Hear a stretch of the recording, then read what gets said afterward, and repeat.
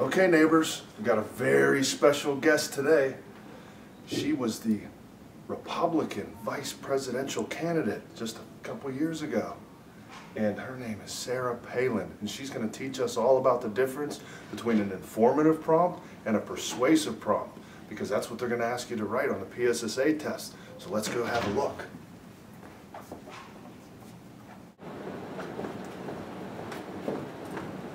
Mrs. Palin! Oh, hello, Mr. Curran. How are you? Welcome to my neighborhood. Thank you so much. Oh, you're welcome. So Mr. Curran, I was wondering, what countries can you see from your neighborhood?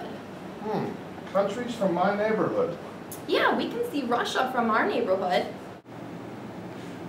We can see the neighborhood of make-believe. I believe you spent some time there.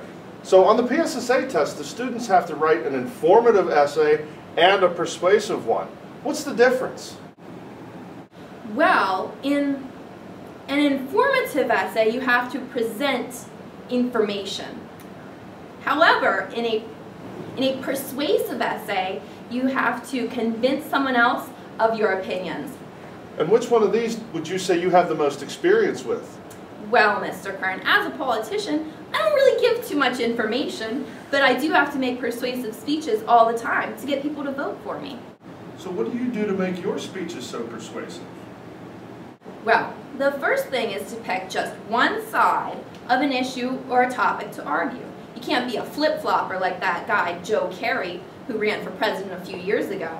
He was always changing his opinions about war. You mean John Kerry?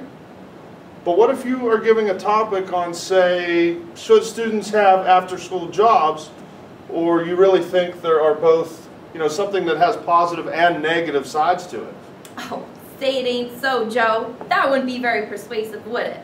If I had made speeches during the 2008 campaign and said, vote for John McCain because he's the best candidate, and then turned around in the same speech and said, but Barack Obama is a good candidate too, we wouldn't have won the election, now would we? But you didn't win the election. That's what some of the newspapers said, if you read them.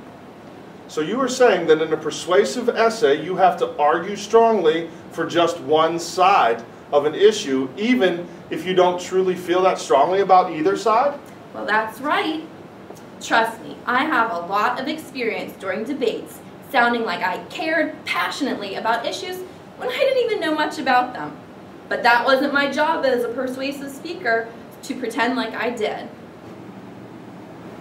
Okay, so besides arguing one side of an issue, what else makes an essay persuasive?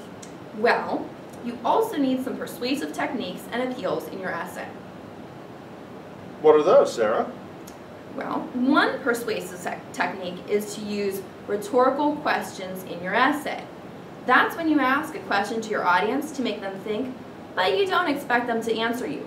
Like when I asked, what's the difference between a pit bull and a hockey mom? Yeah, that was a good one. Yeah, everyone liked that one. Lipstick.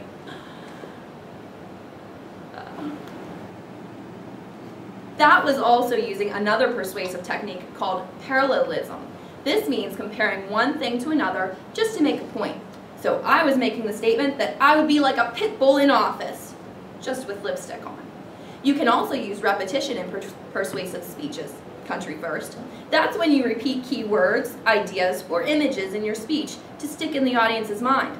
Country first. That's what commercials, jingles, and slogans do. Like our campaign slogan, country first. I guess the idea is that these repeated words stick in the minds of voters. Then they will think of this whenever they go to the polls? Exactly.